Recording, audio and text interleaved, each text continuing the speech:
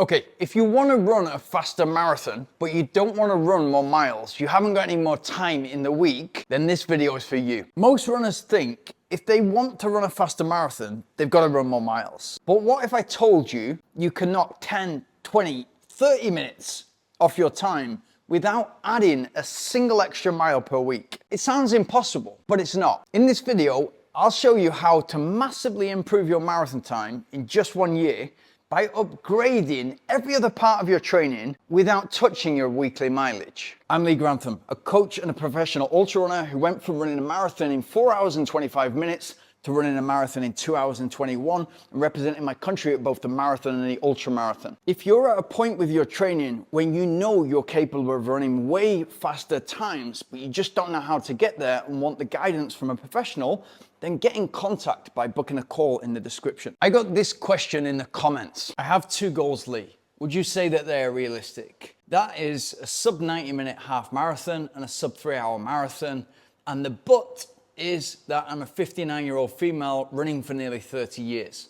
My best half marathon last year was 1:35. My best marathon also last year was 3:18.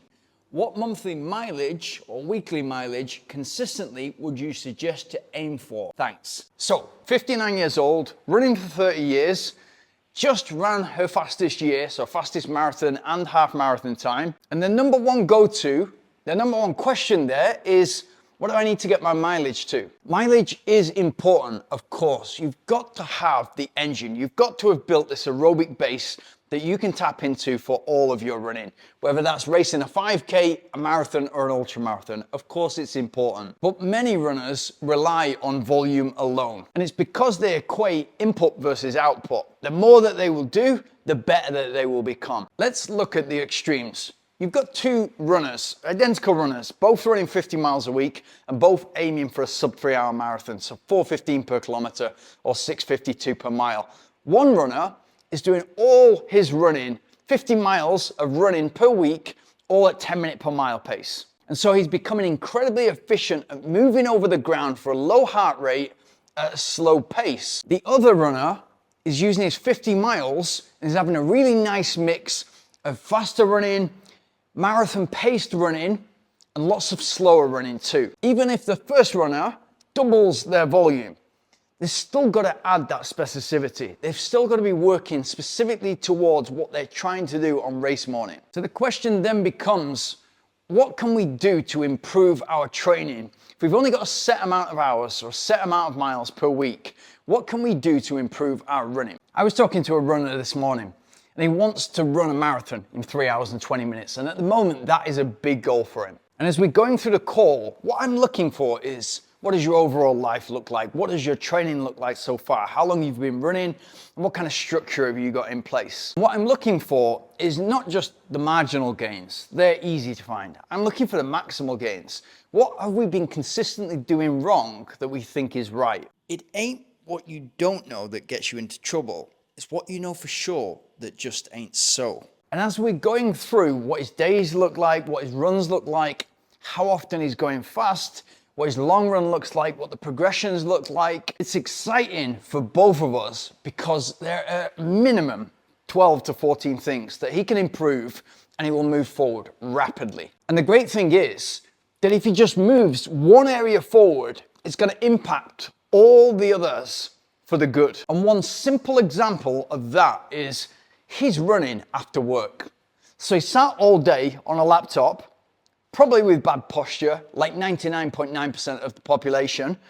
Hip flexors, rock solid, quads solid, hamstrings, and then all of a sudden he's getting up and he's going either for an easy run, a recovery run, long run, later on in the day. And so just that one change alone, him getting up in the morning and very conveniently hydrating and getting out the door and getting it done most of the time for recovery runs and easy runs, is not just going to improve his running, it's going to improve all these other aspects of his running game, which will mean exponential improvements. But what he's also going to do is he's running first thing in the morning, and therefore he's got that clarity that you get from going out and running. He's got that morning energy that you'll get from getting back from a run, that calmer head, more productive for his job. He's going to be better in his job. He's going to be better at problem solving, and he's also going to be better to be around for his colleagues. Guess what?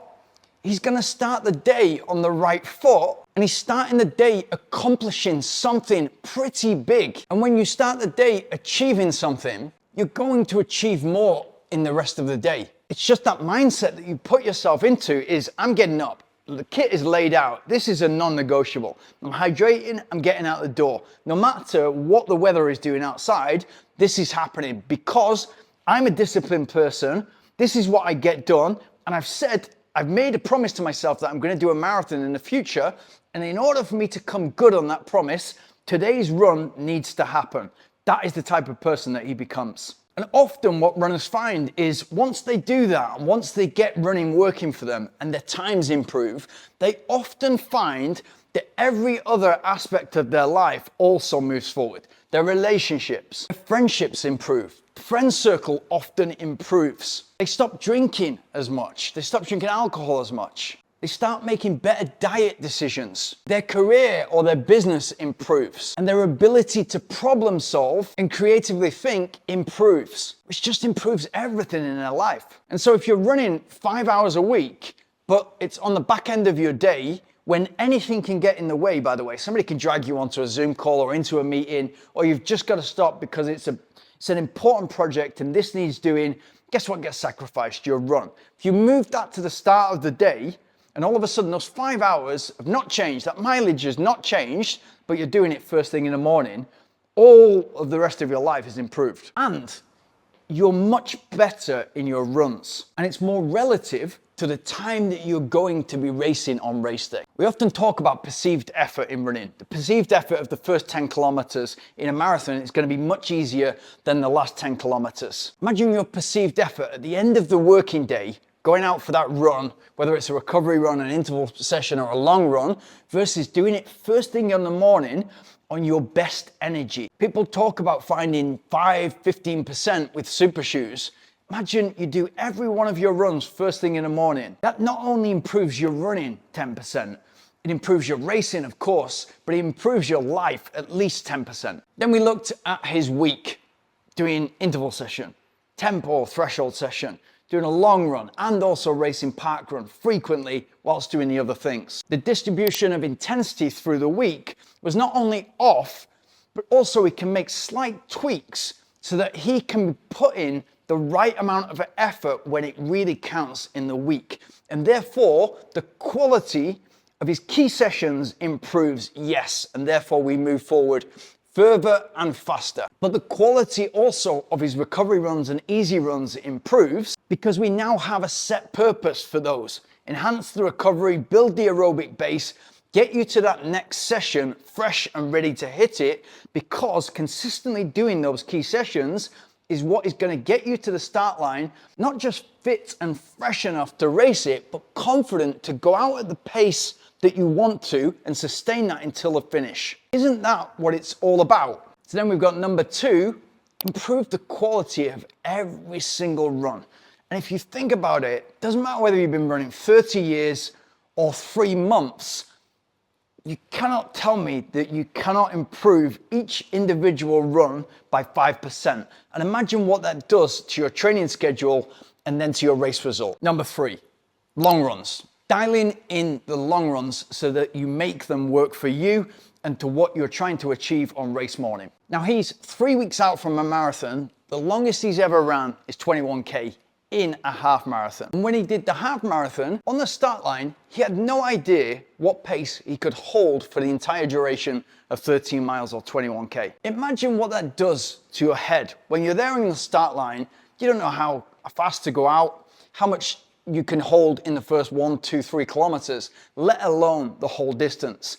If I said to you, what pace can you hold for a 2-hour run? Unless you've done lots of races and have a really good idea, it's very difficult to give an exact figure. What we're looking at from the long runs is a good chunk of data that suggests what we are capable of holding pace-wise for the entire duration of the race that we're training for. So if all your long runs have been long, slow distance, of course, 20 kilometers long, slow distance or 30 miles long, slow distance is a very different run to 20 kilometers with 8 kilometers or 5 miles at marathon pace. If we do that often enough, we're going to get a really good idea of how marathon pace feels, how long we can sustain that for, and your coach is going to know how to safely move you forward onto the progressions in order to get you to that start line, confident that you can hold that pace. I get nervous before a specific long run and nervous before an interval session. More so, way much more so than the race. The race is a celebration. If I can box off that 13 weeks, specific 13 weeks, all dialed into the pace that I want to run on race day, that is the stuff that should make me nervous. Getting those sessions right should make me nervous. Once I've done that, then the race will take care of itself. Because guess who's coming out on race day? It's that competitive person who, when it gets tough, is gonna dig in. That's you. You're that person at 30 or 35K, 20 to 22 miles. Of course, the perceived effort is gonna be through the roof. But remembering all the training, remember what I'm capable of, I've sacrificed a lot, and this is what's happening right now because that's who I am. Number 4, what about if we nail our recovery? What about if we get that to a point where we can say, okay, my recovery, I go slower when I'm supposed to go slow. How much slower? What effort level are you doing that in? And really, what zone are you in? Are you in the middle of zone 3 or at the top of zone 3 when you're really meant to be in zone 1 and zone 2? What energy system are you working with there? And are you detracting, most importantly, are you detracting from the key sessions when you're really going to push your improvement forward? So if we can step back and say, okay, I kind of go by feel, and then the heart rate goes up towards the end, and then, I feel like I've done a run, I feel like I've done a workout. That's where most people are. And what that ends up being when you look under the bonnet and look at the blood is that most runners are doing those easy and recovery runs too hard. And so again, it goes back to point 2, which is how can we make higher quality sessions? And if we look at the most important sessions of the week, the faster running and the longer running, how can we best prepare ourselves for those big sessions? The best way is to recover optimally and fully, both with recovery runs, active recovery, easy runs, and nutrition at the right moment. At the same point, when you mean rest, what do you mean? What's your definition of rest? When you mean sleep, how much and what's the quality like? You can have an ice bath in your garden, infrared sauna, the latest electronic boots.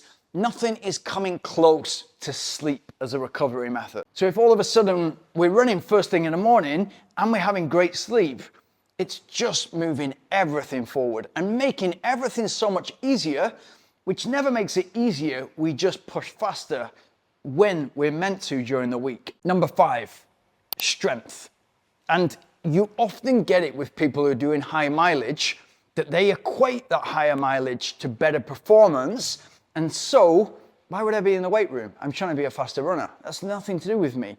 And that's, of course, it's old school thinking, but we are creatures who do what has worked before. So if something has taken us to personal best last year of 135 and 318, we're in this upward trajectory.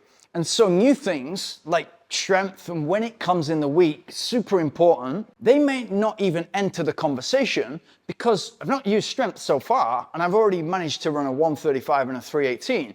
Now I'm focused on, I want to get to 3 hours. And so, no, when in actual fact, strength could be the thing that is holding you back from really smashing through to getting towards your potential. And your potential might not be 3 hours. It might be 240 or 250.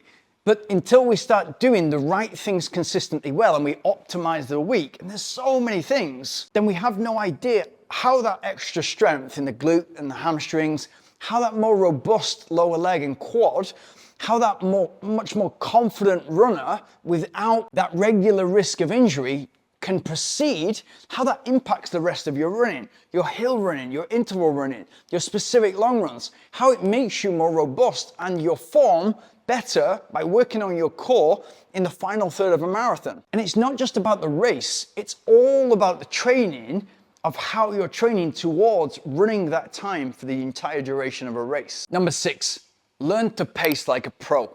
If you had a marathon this weekend and I asked you to take your watch off and run it completely off feel, how far off your time would you be, your target time? I saw a really interesting Facebook post yesterday, and it was what would be easier and more difficult, running a 2:47 marathon or running a 2:44 marathon with a pacer. And the vast majority of people voted that it would be much easier to run 2:44 with a pacer, because essentially you're outsourcing that thinking, and that's a big thing for people that are anxious during the race.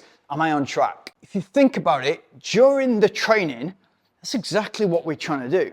We're trying to feel, what does race pace feel like? And we're getting so used to it, we're getting so efficient at moving over the ground at race pace that it becomes second nature, to a point that we've done specific long runs and we really don't need to watch. We can turn it upside down and not look at it.